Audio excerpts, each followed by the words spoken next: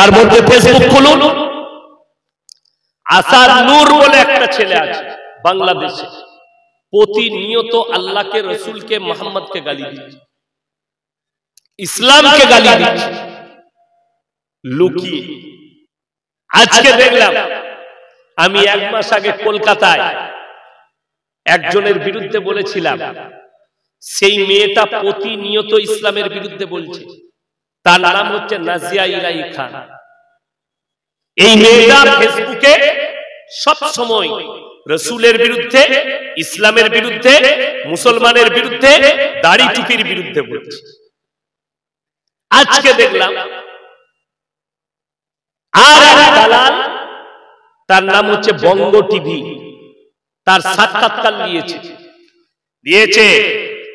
দেখো এই মৌলবি কি বলছে। আমি বলেছিলাম তোকে বাঙ্গাল থেকে, আমি বাংলা থেকে তাড়াবো 24 ঘন্টার ভেতরে, সরকার যদি স্টেপ না নেয়।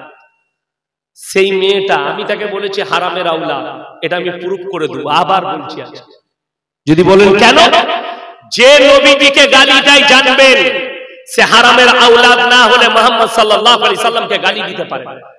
তার প্রুফ কি আছে?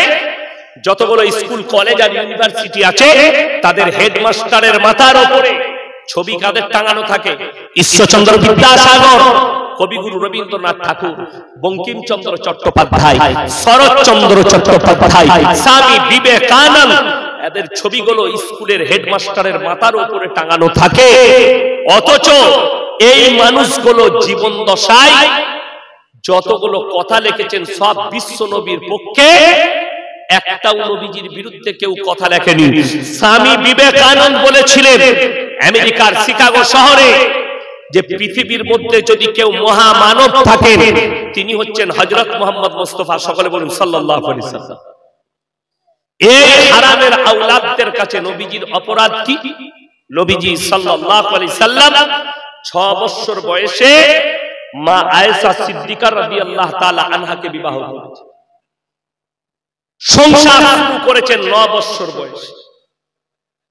আমি এমন একটা দলিল দিয়ে যাব, কোন যদি ডাক্তার, মাস্টার, প্রফেসর, ইঞ্জিনিয়ার এই বেলডাঙ্গায় থাকে, যদি আমার এটা কেটে দিতে পারেন দলিলটা, স্টেজে এসে আমার পকেট থেকে যা টাকা বেরোবে আমি দিয়ে দেব, যা বেরোবে তা, এবং আমি স্যালেন্ডার হব যে আমি ভুল বলেছি।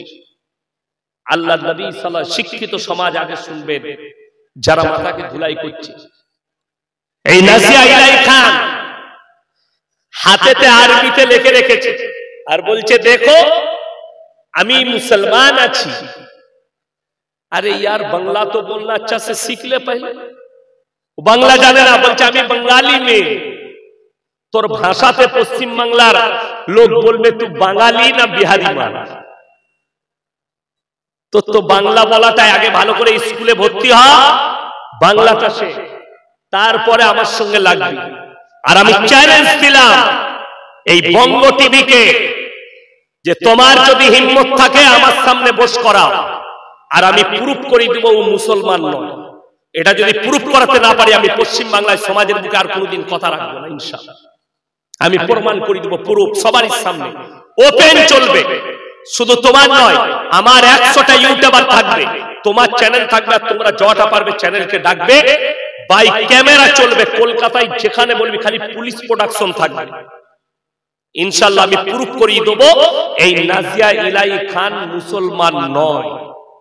আচ্ছা, আপনারা আমাকে দাওয়াত দিয়েছেন, আমাকে প্রুফ দিতে হবে স্টেজে যে আমি মুসলমান কিনা।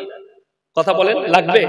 আপনারা জানেন ইয়াসিন সাহেব একজন আলেম, ইয়াসিন সাহেব একজন স্কলার, ইয়াসিন সাহেব কোরআন হাদিসের বক্তব্য দেয় আমাকে। আচ্ছা, দেখবেন যারা চোর হয় তারা বলে আমরা সাধু, বলে না? বলেন, যারা চোর হয় তারা কোনদিন বলে আমি চোর? তারা খালি বলে আমার মতো ভালো লোক নাই, প্রুফ দিতে চায়। এ মুসলমান নয় বলে আরবি লিখে দেখাচ্ছে আমি মুসলমান আছি, আমার হাতে এটা আছে। আবে টাট্টু করাটাই তো হারাম। ইসলামে টাট্টু করা কি হারাম? শরীরের মধ্যে কেউ টাট্টু করলে হারাম। নবীজি সাল্লাল্লাহু আলাইহি সাল্লামের হাদিস আছে স্পষ্ট, যারা শরীরের মধ্যে ছবি আঁকে, শরীরের মধ্যে কিছু লেখালেখি করে, তারা জান্নাতে প্রবেশ করবে। আর ও নিজের হাতে আরবিতে লেখে মানুষকে প্রুফ করেছে আমি মুসলমান আছি। আর আমি বলছি তুই হারামের আওলাদ আছিস। আমার কাছে প্রুফ আছে। যে মেয়ে মদ পান করে, আমি ভিডিও দেখেছি ওর মদ পান করে, আবার বলছে এই মলি সাহেব আমার বিরুদ্ধে বলে ভাইরাল হতে চায়। আরে আমার তোকে নিয়ে ভাইরাল, তোকে কেউ চিনে না। তোকে যতজন চিনে সবাই জানে এটা অবৈধ সন্তান নবীজিকে আর ইসলামকে গালি দিচ্ছে। আর ইয়াসিনকে আল্লাহর কৃপায় যতগুলো আমার মুসলমান ভাই চিনে সবাই আমাকে দোয়া দেয়। সকলে জোরে বলুন ইনশাআল্লাহ। দেশ বাংলাদেশ প্রবাসী যারা আছে সবাই আমাকে চিনে।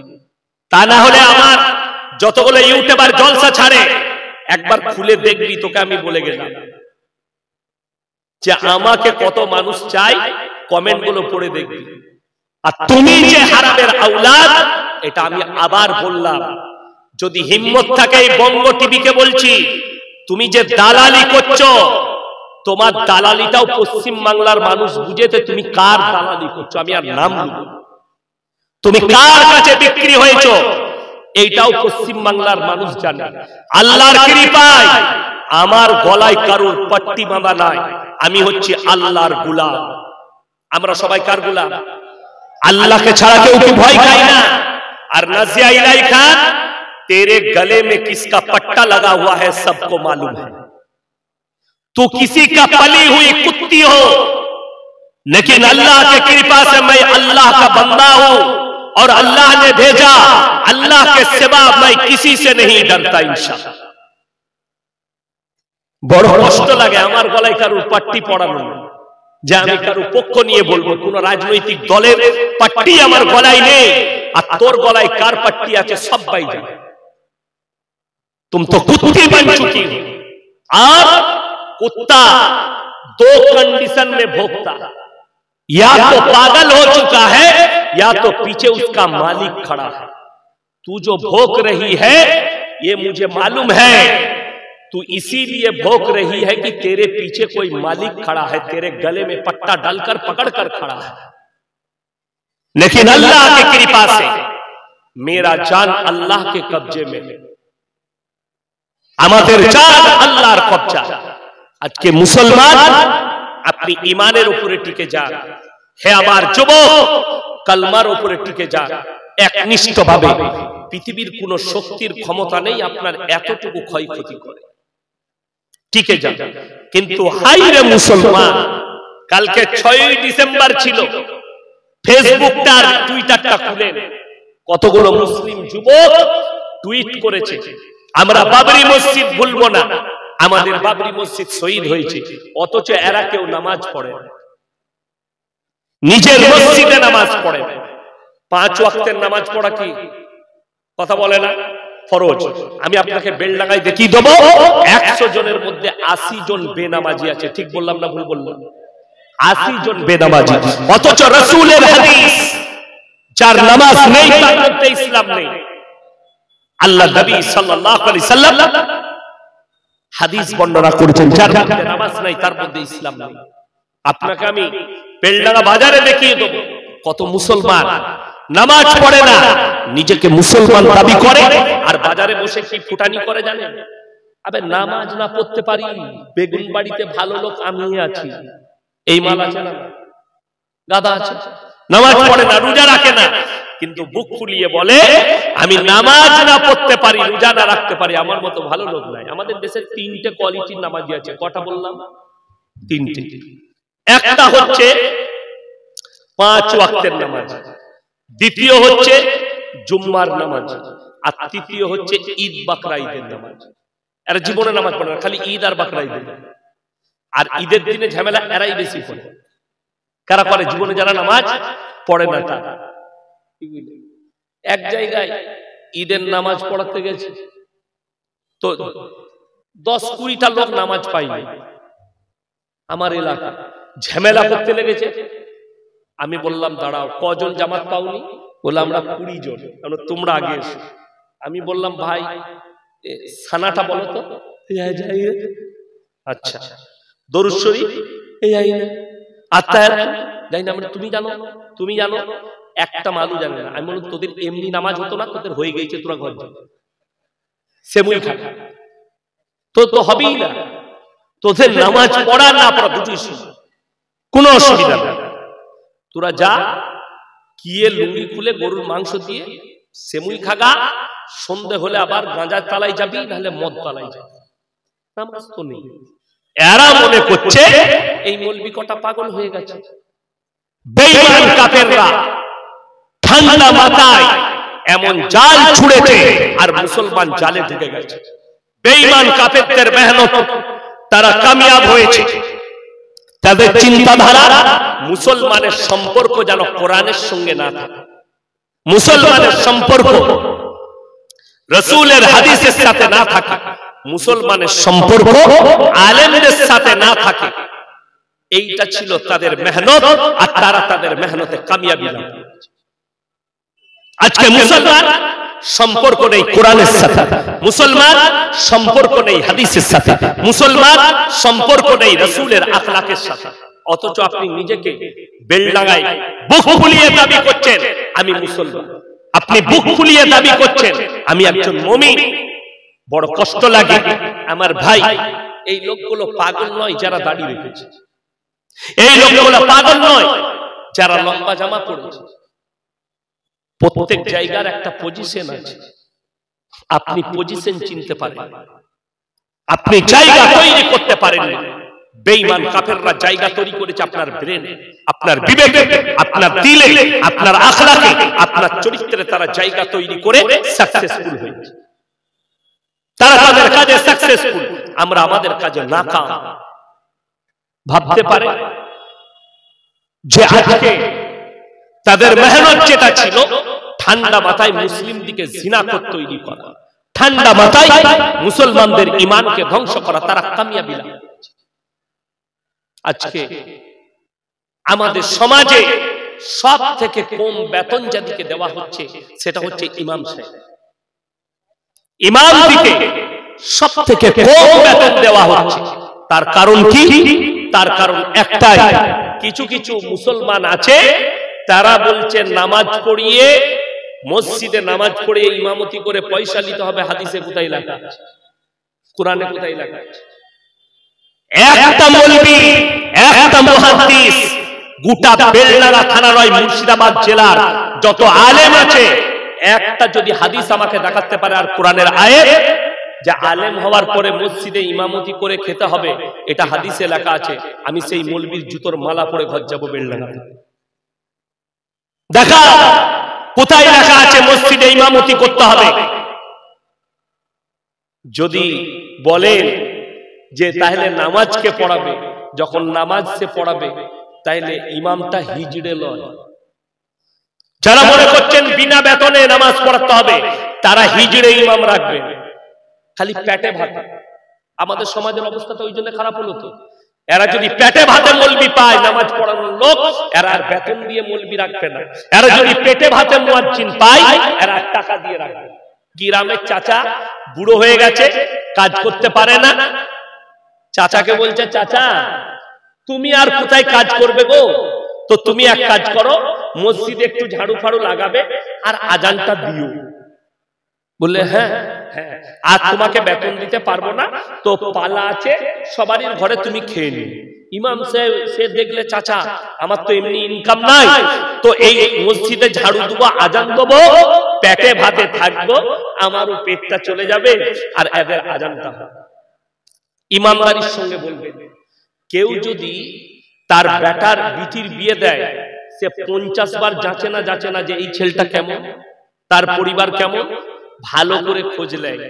আর একটা লোককে মুয়াজ্জিন রাখবেন, আপনি খোঁজ নেবেন না এর মধ্যে নামাজ পড়ানোর যোগ্যতা আছে কিনা, এই লোকটার আজানটা শুদ্ধ কিনা।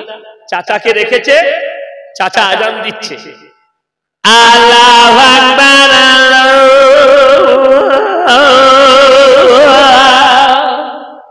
না বুঝে পড়বে, হাজার ফেরেশতার গায়ে থাকবে না। ফজরের সময় আজান দিচ্ছে, আসসালাতু খায়রুন মিনান যার নাম খয়রুন, সে বলছে আমাকে কে ডাকছিল এত রাতের বেলা, সে উঠে পড়েছে। তো পেটে ভাতে মুয়াজ্জিন হলে আজান এরকম হবে।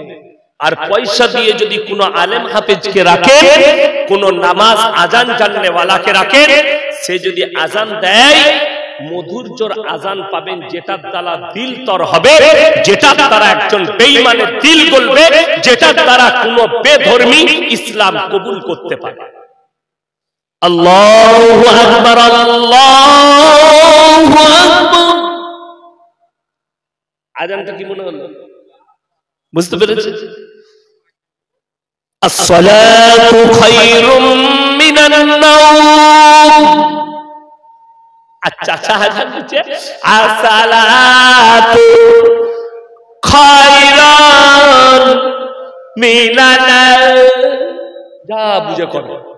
যার নাম খয়রুন, সে রাতের বেলায় উঠে বলছে আমাকে এত রাতে কে ডাকবে? আজানও শেষ, সবকিছু শেষ, নামাজও শেষ। আপনি বলছেন এটা অনেকজন মনে করবে ক্রিটিসাইজ, না, এই আজানটা হচ্ছে শরীয়ত বিরোধী আজান। তুমি বিনা পয়সায় চাচাকে রেখেছো, তোমার জুটে নেই যে 4000 5000 টাকা দিয়ে একটা চাচাকে রাখি যার আজানটা শুদ্ধ, যার নামাজ সে ইমাম না থাকলে সে নামাজ পড়িয়ে দিতে পারে। বড় কষ্ট লাগে, দুঃখ লাগে, আপনি বিনা পয়সায় চাইছেন নামাজ পড়াতে। আজকে গ্রামের হালত ওই জন্য মাদ্রাসায় বলছে, মাদ্রাসায় আপনি বলছেন মাদ্রাসা চালাবো, আর আপনার ছেলে পড়ে আলামিন মিশনে। আপনি লোককে বলছেন আপনার বাচ্চাকে মাদ্রাসায় দেন, অথচ সেক্রেটারি ছেলে পড়ে কোথায়? কলকাতা ইউনিভার্সিটিতে। আমি বললি খারাপ, খারাপ বলবি।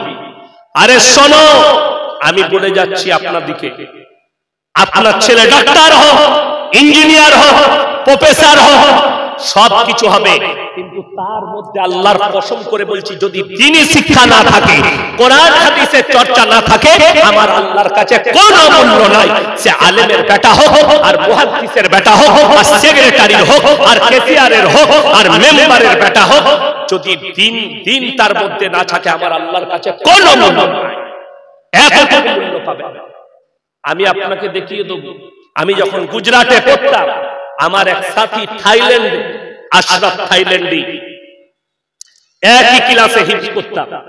মাঝে মাঝে সে আমাকে, বিরাট বড় লোকের ছেলে, বৃহস্পতিবার হলে, শুক্রবার হলে সুরাটে আমাকে দামি দামি হোটেলে, সুরাট, নওসারি, এগুলো বড় শহর গুজরাটে, আমাকে নিয়ে যেত, বড় বড় হোটেলে খেতে সে নিয়ে যেত। আমার বন্ধু ছিল, আমার পাশে বসত, তাকে আমি সবক পড়িয়ে দিতাম, সে আমার কাছে সবকটা পড়ে নিত, হিফজ করতাম। তো বললে বিশ্বাস করবেন না, কোটি কোটি টাকার মালিক, বিরাট ফ্যাক্টরি থাইল্যান্ডে বাপের। গুজরাটে যখন পড়াশোনা করত, তখনকার বাজারে আমি তার কাছে দেখেছি 1 লাখ টাকার বাইক বিদেশে ফ্ল্যাট কিনে দিয়েছিল বাপ। কেন? বাপের কথা ছিল ডাক্তার হও, ইঞ্জিনিয়ার হবে, আগে হাফিজে কোরআন হতে হবে, আগে হাফিজে কোরআন হবে। কে বলেছে? কোন মৌলবি বলেছে? কারা বলেছে? কোন বক্তা বলেছে? কোন মুকাররির বলেছে আপনার ছেলে হাফেজ হওয়ার পরে ডাক্তার হতে পাবে না, মাস্টার হতে পাবে না, প্রফেসর হতে পারবে না, ইঞ্জিনিয়ার হতে পারবে না? আরে শুনেলেন, আপনার ছেলেকে এই জন্য হাফিজে কোরআন করুন, আপনার ছেলেকে প্রাথমিক শিক্ষাটা বেগুনবাড়ি মাদ্রাসায় এই জন্য দিবে, সেই ছেলেটা আগামীতে গিয়ে তার ব্রেনে যেন কোনো বেঈমান কাফের বাসা বাঁধতে না পারে। তা না হলে তসলিমা নাসরিন কোনো অমুসলিম ঘরের মেয়ে নয়, মুসলমান ঘরের মেয়ে। তার বাবা মা দ্বীনি শিক্ষা না দেওয়ার কারণে রাসূলের দুশমন হয়ে দাঁড়ালো। এই নাসিয়া ইলাহি খান এ কোনো অমুসলিম ঘরের নয়, মুসলমান ঘরে জন্ম নিয়েছে, কিন্তু আজকে রাসূলের দুশমন কি করে হলো? এর মা বাবা দ্বীনি শিক্ষা দেয়নি, এর মা বাবা কোরআন হাদিসের শিক্ষা দেয়নি, রাসূলের আখলাক এদিকে পড়ায়নি।